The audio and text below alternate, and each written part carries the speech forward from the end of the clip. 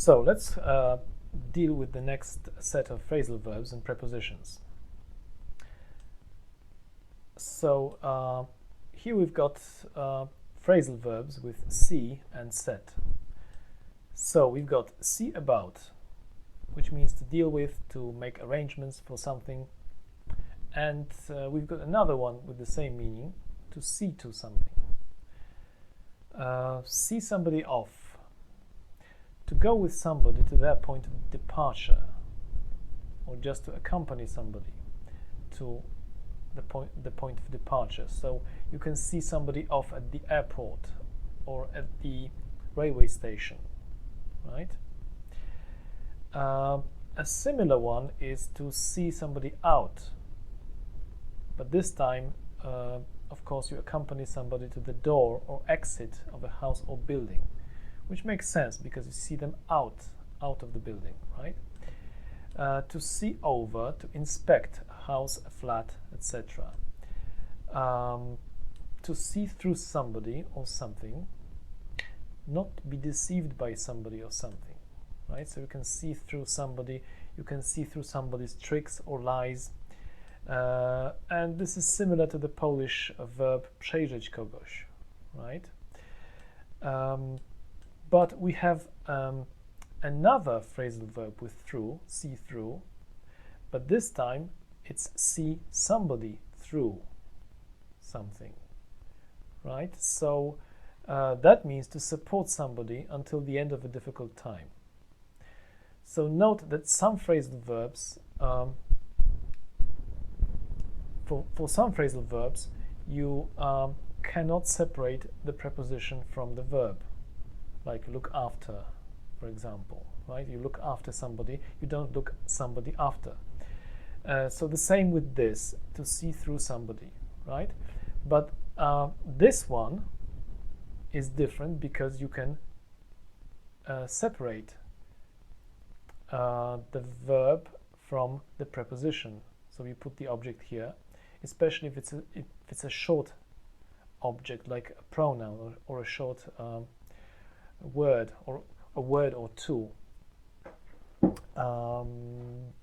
Because if it's longer, then most likely you would still put it after, right? So it's like look something up, right? You look this word up, look it up, but look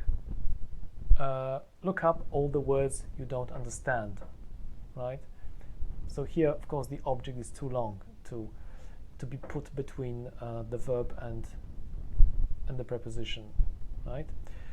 So here, these two have entirely different meanings, right? To see through somebody and to see somebody through. To see to, so this is basically the same as see about. Here a second meaning is mentioned, attend to something. I'm not sure about the exact context. We would need to use a dictionary and perhaps see what they really mean. So see to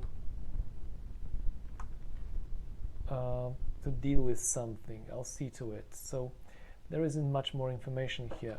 We also have this expression to see to it that, which basically means to make sure that something happens, right? Can you see to it? Can you see to it that the email goes out this afternoon, right? So this is a very common expression, but it's the same verb, right? To see to something.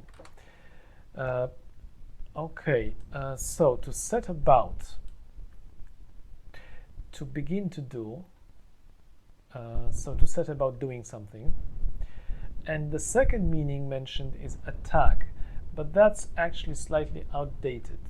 Even if we look it up here, to set about, so you can see set about somebody, British English old-fashioned, informal, to attack somebody.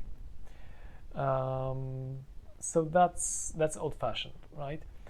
But set about something or set about doing something, this is the meaning that we're interested in, mainly. She set about the business of cleaning the house. We need to set about finding a solution, right? So this is the meaning that we're interested in, right? And the other one actually is not really all that relevant. Okay, so set aside, to save for a special purpose, right? Like to set aside some money for an emergency. Set back. So in general, to set back means to delay the progress of something, or to delay an event till a later date. There is also a slightly more colloquial meaning. It says slang here, but it's actually just colloquial language, colloquial English, commonly used expression. So you would say, for example, how much did this computer set you back, right? So how much did it cost? How much did it cost you to buy it? Okay, so to set out, to begin a journey, right? We're going to set out in the morning. To start a course of action with a clear aim in mind. And that's used in the expression to set out to do something, right? You set out to do something. Set in, to start and seem likely to continue. For example, when talking about the weather, you could say, well, it's getting warm. I think warm weather has set in, right? So it started and is likely to stay here. To set on, to cause to attack, or just to attack. So you can set your dog on somebody, or you can set on somebody, but I think this is mainly used in the passive. So to set on or upon somebody, to attack somebody suddenly. Okay, so I opened the gate and was immediately set on by a large dog, right? And you can see that it's passive here, because it's usually passive. Or to set somebody or something on somebody, and that in this situation it doesn't have to be passive. You set. Well, it has to be active actually, because you set somebody or something on somebody, right? The farmer threatened to set his dogs on us, right? So that's what the dictionary tells us. Okay, so the last one is to set up, and we have three meanings which are really closely related, because to set up in general means to start or create or build or establish something, right?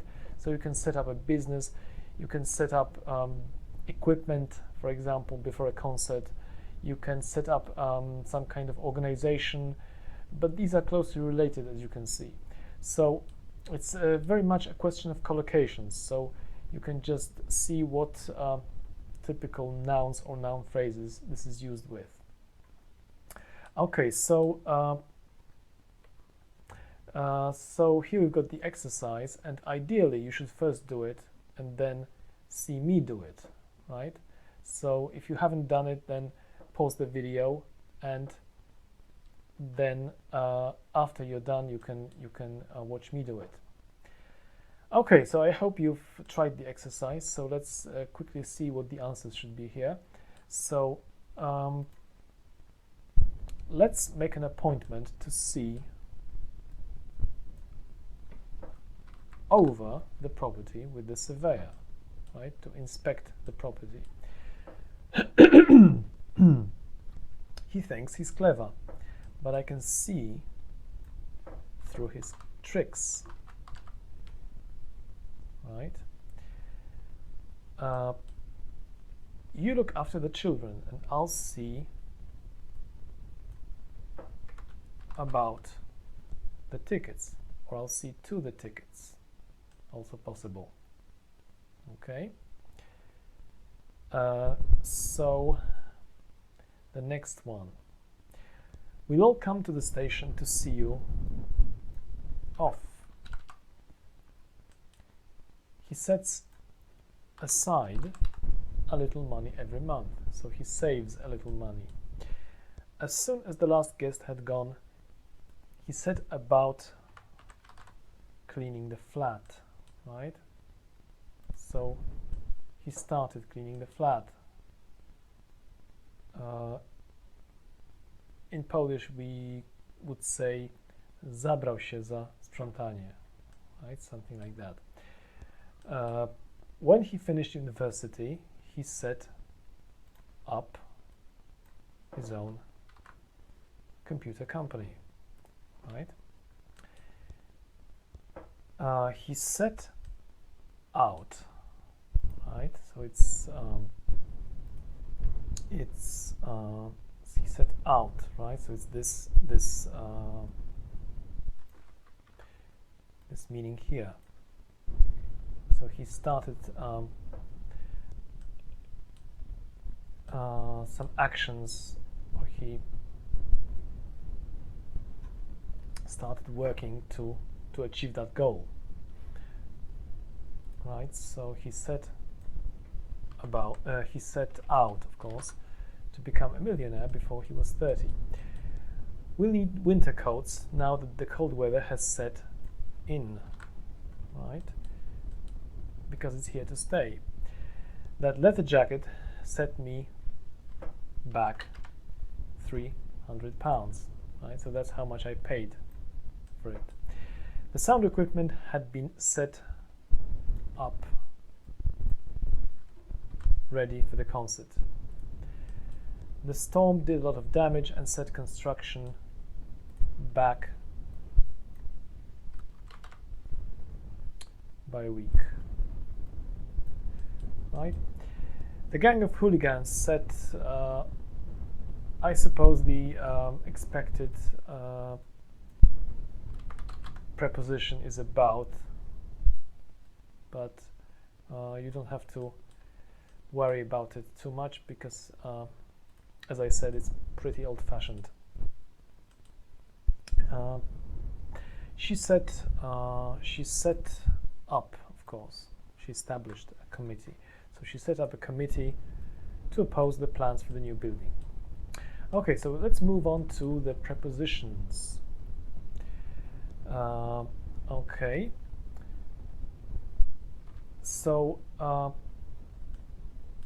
again, it would be a good idea if you first did it on your own, and then you can just watch me do it. Okay, so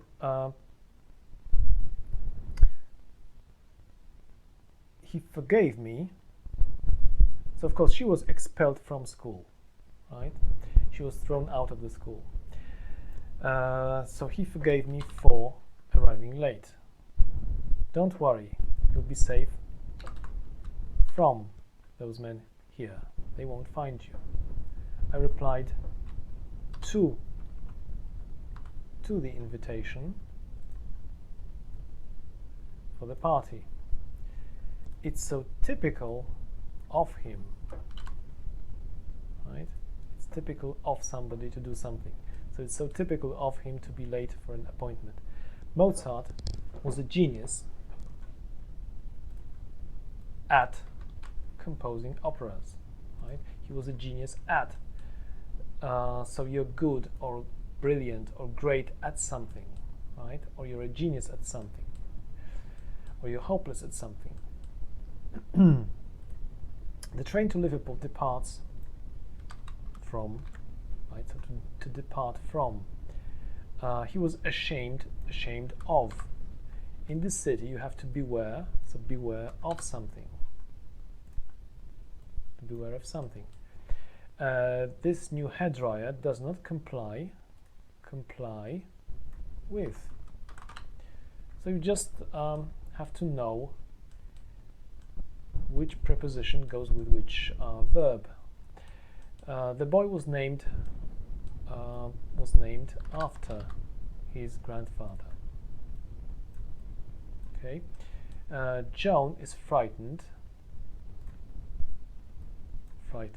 of. So frightened, scared, terrified, afraid of something. The barrister was very happy with the jury's verdict. So to be happy with something, which means to be satisfied with something. All the tax is included in the price written on the item. If the boat was going to sink, there would be a great need for life jackets. If you persist